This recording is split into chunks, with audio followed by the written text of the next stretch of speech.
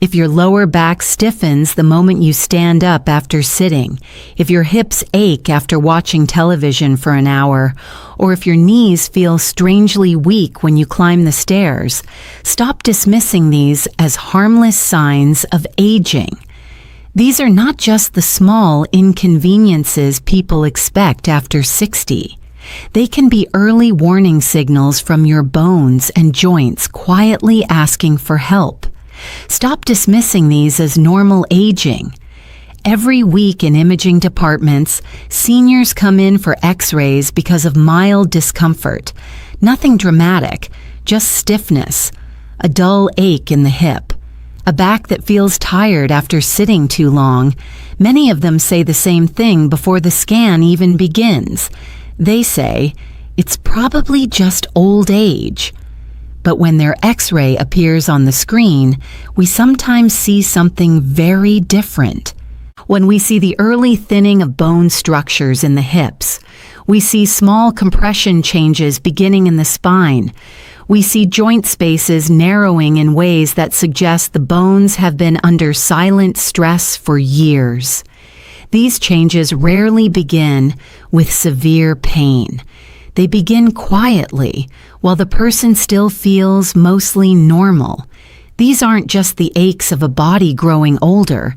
They are urgent distress signals from your vertebrae, your spinal discs, and the dense structural bone beneath your joints, crying out for attention you were never told to give them. Bones are living structures. They depend on movement and load to stay strong. When the body stays still for too long, the signals that keep bones dense and resilient begin to weaken. What makes this dangerous is how quietly it happens. Stop calling these warning signs normal. Stop accepting them as the price of getting older. They are not a verdict. They are a message.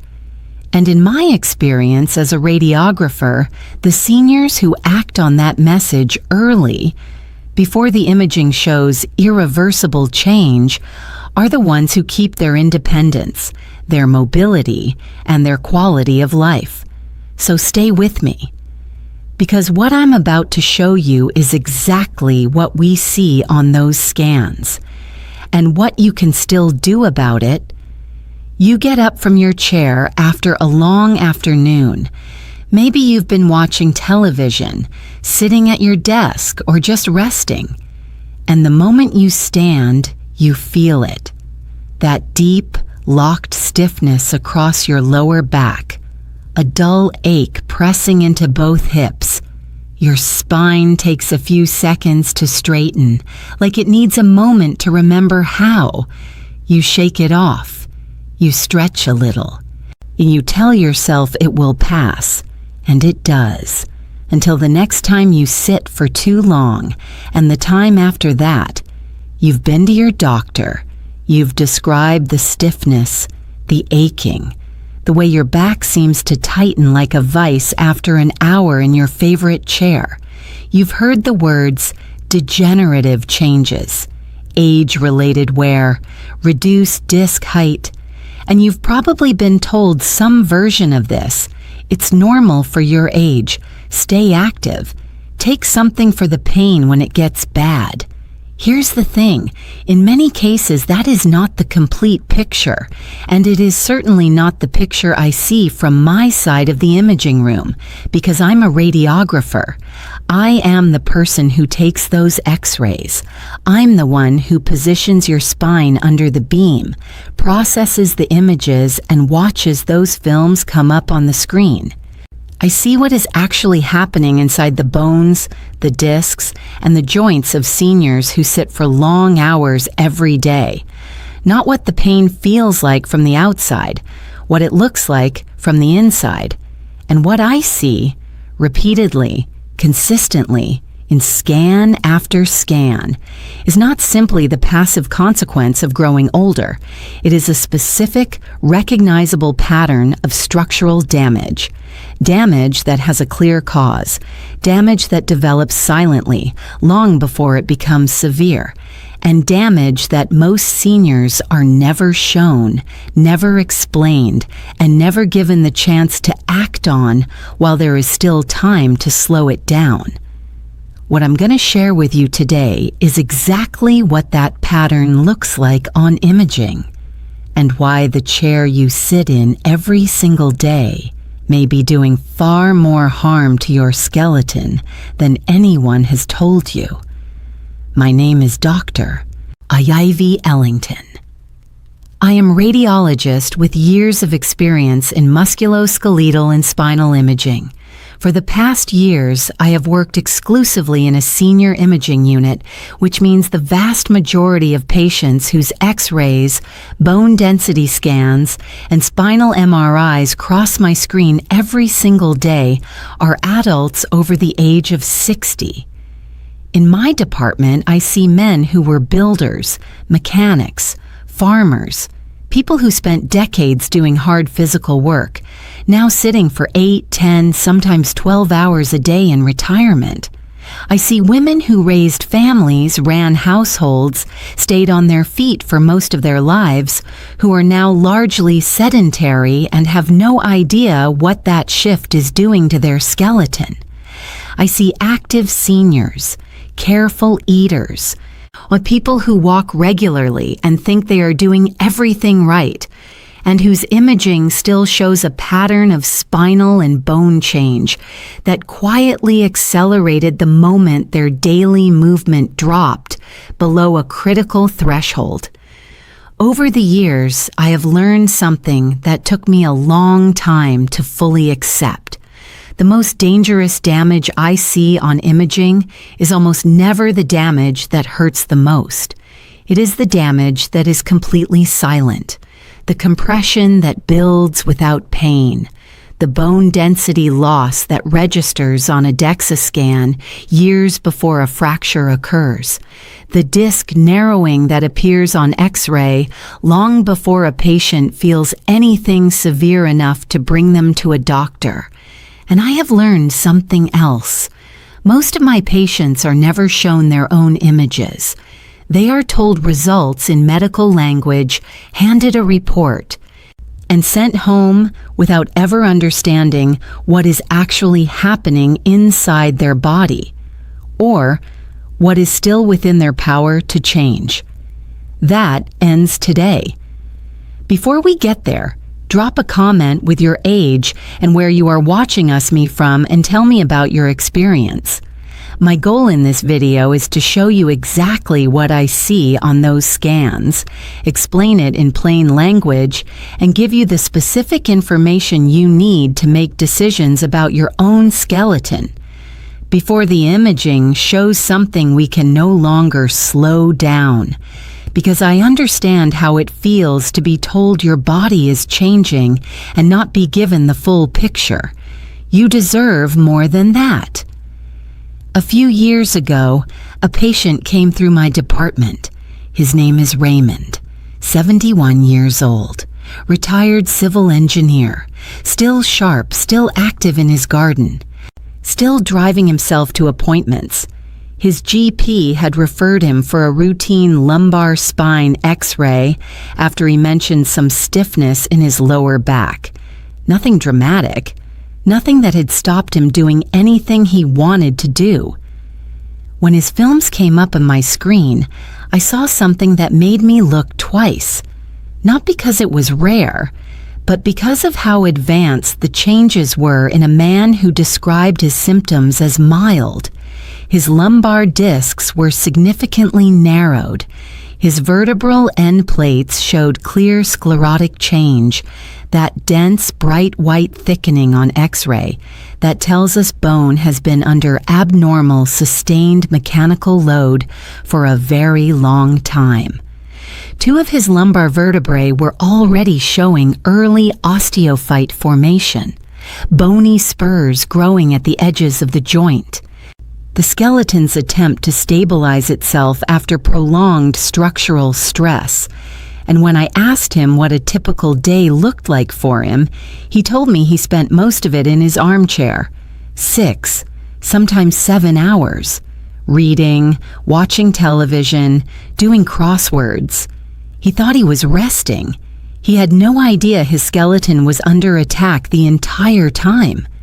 When we identified that pattern, when his GP understood what the imaging was showing and why, and Raymond changed just one thing about his daily routine, the progression on his follow-up scan 12 months later had slowed measurably, not reversed, but stopped in its tracks, and that changed everything for him.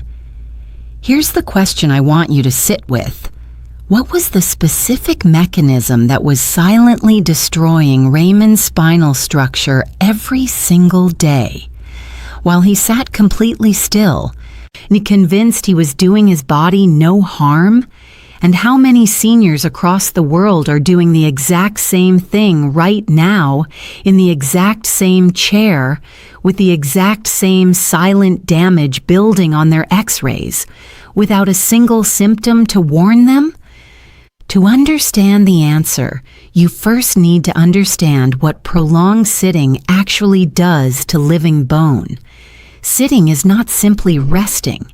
It is not a neutral state for your skeleton. It is a sustained mechanical load, and the human spine was never designed to hold that load without movement for hours at a time. Here is what actually happens inside your body the moment you sit down and stay there. Your lumbar discs, the shock-absorbing pads between each vertebra, are not fed by a direct blood supply. They survive entirely through a process called diffusion. Fluid and nutrients seep into the disc when pressure is repeatedly released and reapplied through movement. Walking, standing, shifting your weight. These are not just exercise. They are the mechanism by which your discs stay hydrated, pliable, and alive. When you sit still for 2, 3, 4 hours at a stretch, that mechanism stops. The disc sits under constant compressive load with no relief. Fluid is slowly squeezed out. Nutrients stop moving in. The disc begins to dehydrate. On imaging, we see this as reduced disc height. The space between your vertebrae visibly narrows, and a narrow disc cannot absorb shock the way a healthy disc can. You do not need to feel severe pain for this process to be causing real, measurable damage on your scans. You only need to sit for long, unbroken periods, repeatedly, day after day. Or in the majority of seniors over 60 do exactly that, every single day without knowing what it is costing them. One of the biggest myths I encounter is that spinal degeneration suddenly appears in old age. It doesn't.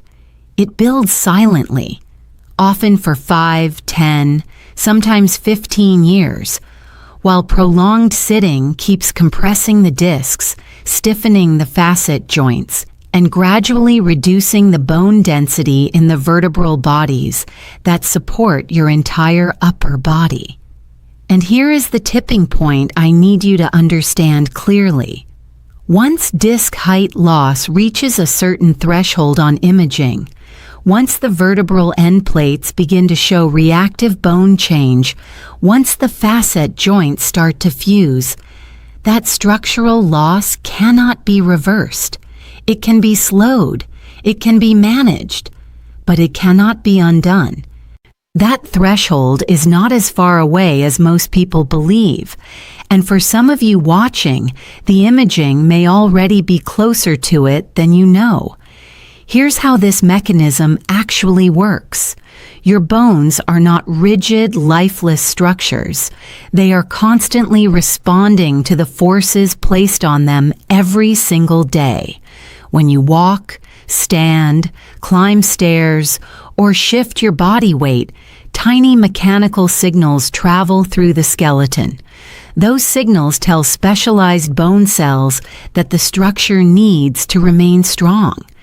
In response, the body maintains bone density and repairs small areas of stress that naturally occur during daily movement. It's a continuous cycle of breakdown and rebuilding that keeps bones resilient. But when the body stays seated for long periods, something important changes. On the variety of mechanical signals reaching the skeleton becomes dramatically reduced. Instead of dynamic loading from walking or standing, the spine and hips experience a constant, concentrated pressure in the same position for hours at a time. Your body responds to this environment in a very predictable way. First, the intervertebral discs in the spine, the soft cushions between each vertebra, begin to lose some of their natural hydration. When discs remain compressed for long stretches, they receive less circulation of nutrients and fluids that normally help maintain their elasticity. Over time, those discs become slightly thinner.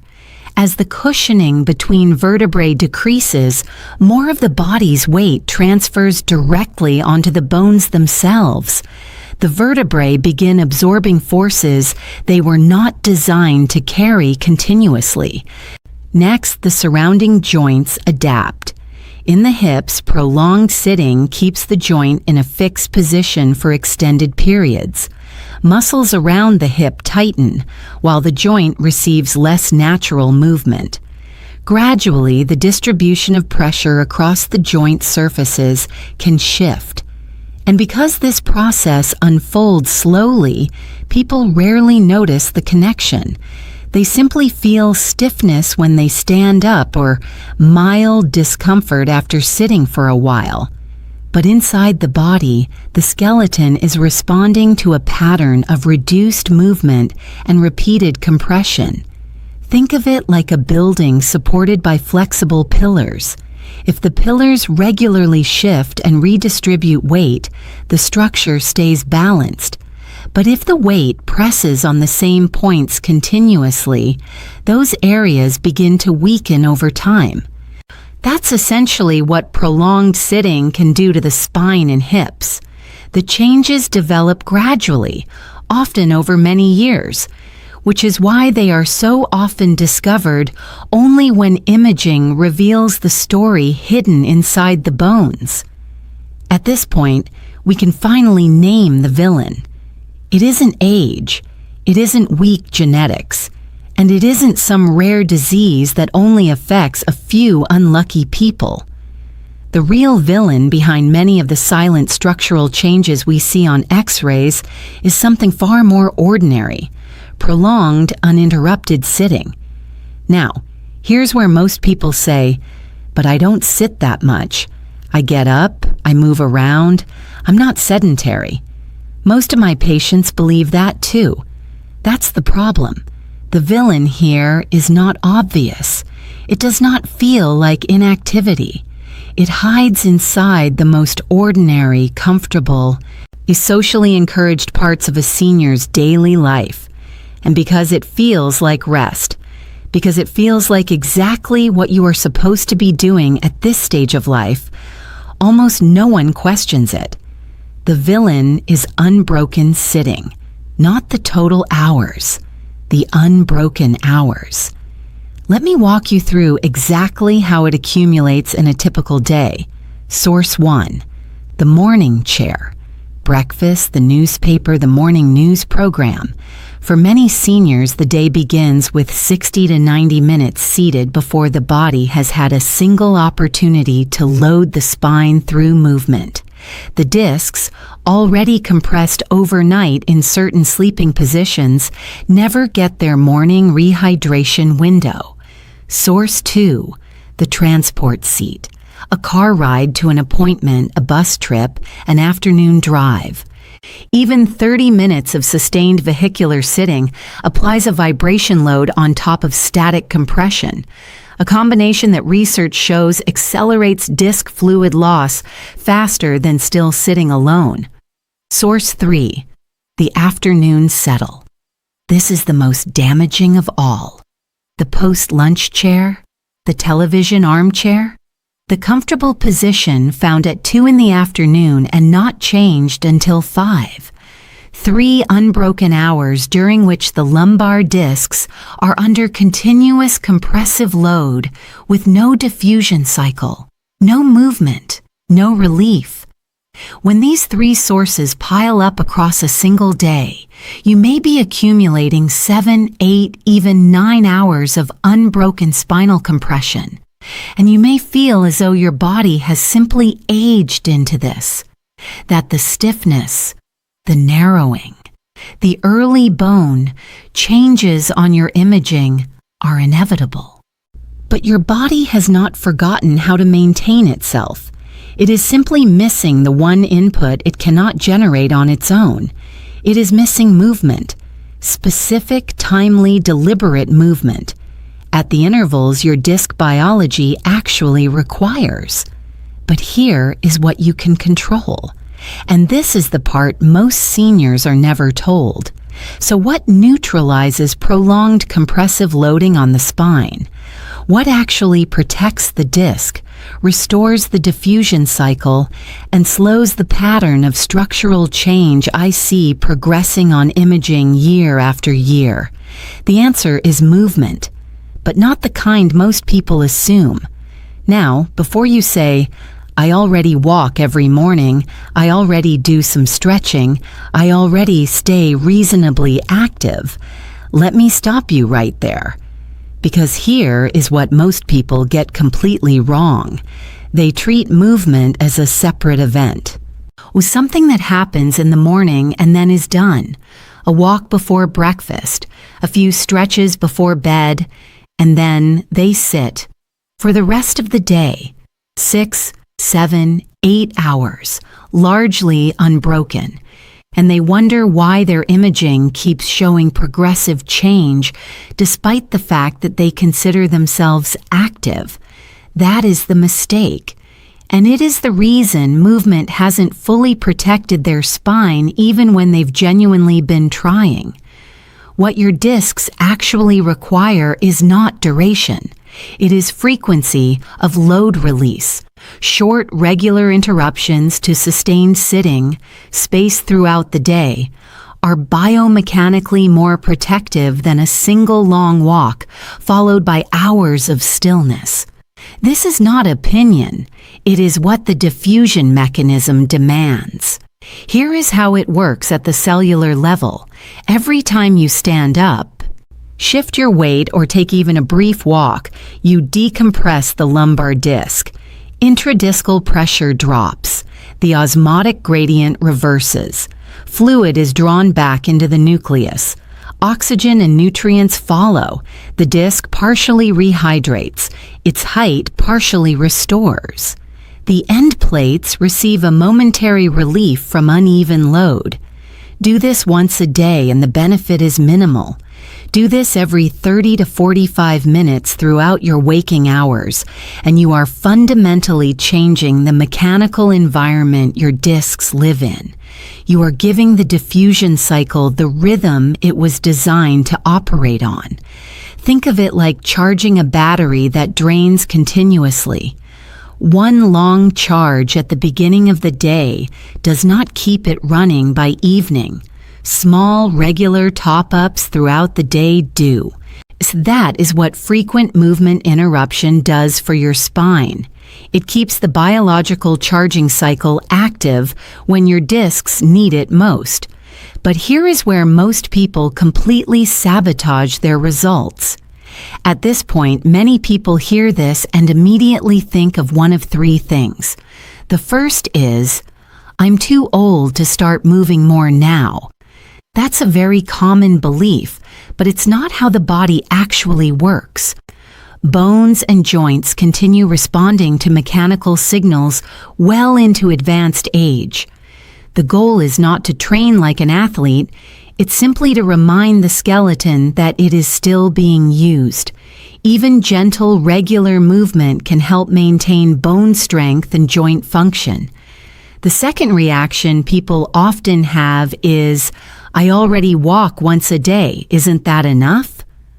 Walking is excellent. But the problem with prolonged sitting is not just inactivity, It's long, uninterrupted blocks of pressure on the spine and hips. Someone might take a good 30-minute walk in the morning, but if the rest of the day is spent sitting continuously, the skeleton still experiences many hours of compression in the same posture. Breaking those long sitting periods is just as important as the walk itself. Standing for a few minutes, stretching lightly, or walking around the house periodically can change how forces travel through the spine and hips.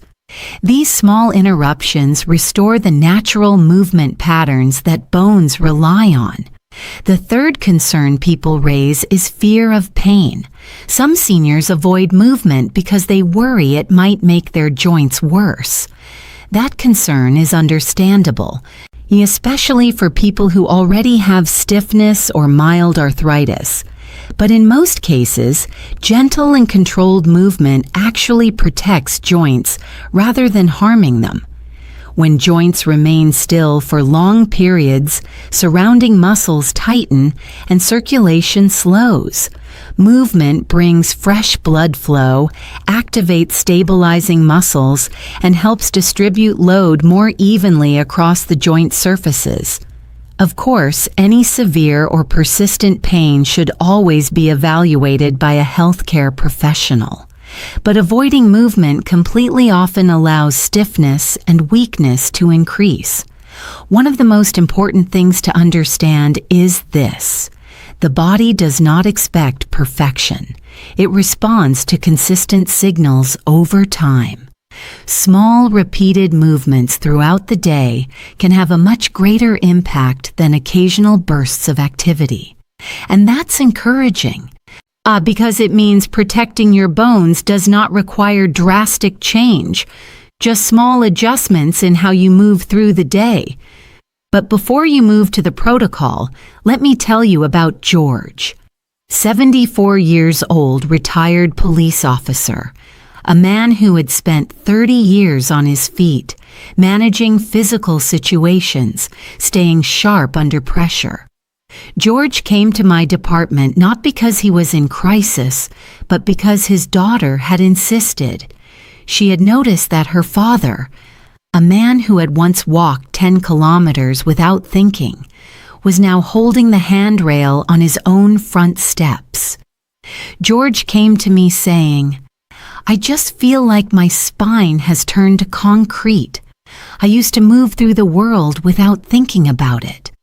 Now every morning feels like I have to negotiate with my own body just to get out of bed." I ran a full lumbar series and a DEXA scan. His L3 to L5 discs showed moderate to severe height reduction.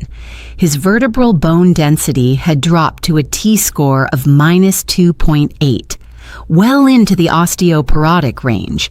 His facet joints at L4 and L5 showed early fusion changes on the right side, but George was 74, not 84, and the damage, while significant, had not yet reached the threshold beyond which we could do nothing meaningful. I put George on a structured movement protocol, a deliberate break from sitting every 50 minutes, a 10-minute morning mobility sequence targeting lumbar flexion and hip extension, nutritional support for bone density, a simple evening wind-down walk. Week 1. George said the morning routine felt pointless, and his back was no different. Week 2, he noticed he was getting out of his car more easily. He mentioned it almost in passing, as if he didn't want to make too much of it. Week 4, his daughter called me. She said her father had walked to the corner shop and back without stopping. At his 2-month follow-up, George told me something I still think about. He said, "I forgot that my body was still capable of responding. I thought I was just watching it wind down." We retested. His functional mobility score had improved by 31%. His reported morning stiffness had dropped from an 8 out of 10 to a 3. all from removing 8 unbroken hours of daily sitting and replacing them with something his discs could actually work with. Ladies and gentlemen, here's the bottom line. Now let's turn this knowledge into something practical. A simple daily protocol that helps protect your spine, hips, and bones from the silent stress of prolonged sitting. The goal is not intense workouts. The goal is breaking long periods of stillness and restoring natural movement patterns throughout the day. Here is a simple approach many seniors find manageable. Step 1. Follow the 30 to 40-minute rule. If you've been sitting for about half an hour, gently stand up. You don't need to walk far.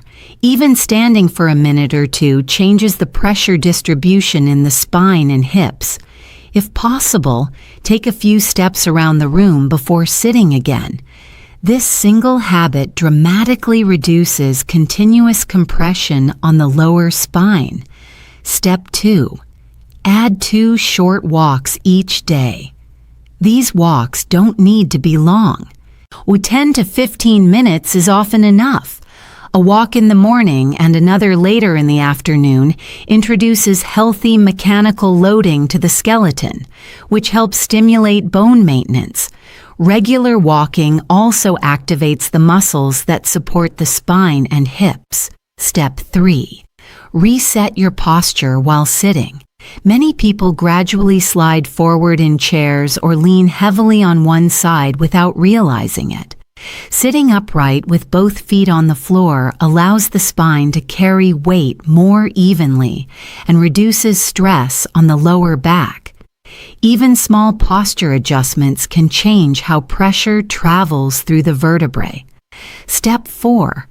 Include gentle joint movement during breaks. When you stand up, try simple movements like rolling your shoulders, slowly straightening your back, or lightly stretching the hips. These movements help restore circulation and reduce stiffness in joints that have been still. Step 5. Build movement into daily routines. Stand while talking on the phone. Walk around during television commercials. Take a brief stroll after meals. These natural movement cues make activity part of the day instead of something that feels like exercise. Think of this protocol as giving your skeleton regular reminders that it is still needed. When bones receive these signals consistently, they maintain strength, flexibility, and resilience much longer. And the most encouraging part is that these small adjustments can begin making a difference almost immediately. Step 6. Track your progress every morning. Keep a small notebook beside your bed. Each morning before you get up, record 4 things. Your morning stiffness level on a scale of 1 to 10. How long it takes your back to feel mobile after rising, whether you completed your movement breaks the day before, and 1 note on how your hips and legs feel on the stairs. Why? Because the changes happen gradually. If you don't track, you won't notice them. But when you look back after 30 days and see your stiffness score move from an 8 to a 4 and your stair confidence return, the evidence is undeniable. I want you to commit to 30 days. That is all. If this video gave you something you needed to hear, share it with someone you care about. A parent, a sibling, a friend who spends most of their day in a chair and has been told their back pain is just aging. Your share could genuinely change the direction of their bone health before it is too late to do so. And I'd like to hear from you. Have you noticed stiffness when standing after sitting for a long time? Or have you already started adding more movement to your daily routine? Share your experience in the comments. Your story might help someone else recognize the same signs and take action earlier. And if you want to continue learning how imaging reveals the hidden changes inside the body, consider subscribing and joining this community. Subscribe so you don't miss what's coming next. Take care of yourselves. You deserve it.